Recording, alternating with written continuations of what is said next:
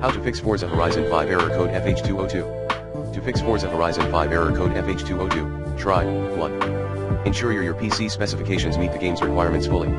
2.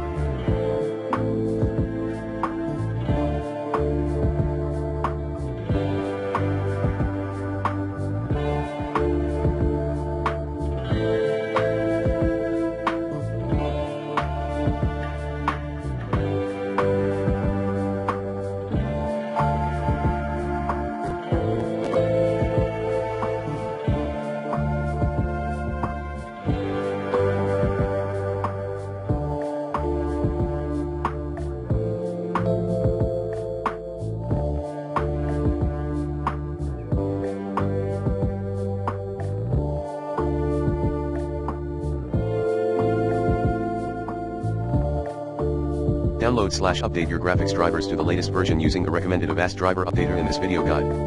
Furthermore, use the dedicated graphics card if you have, possible.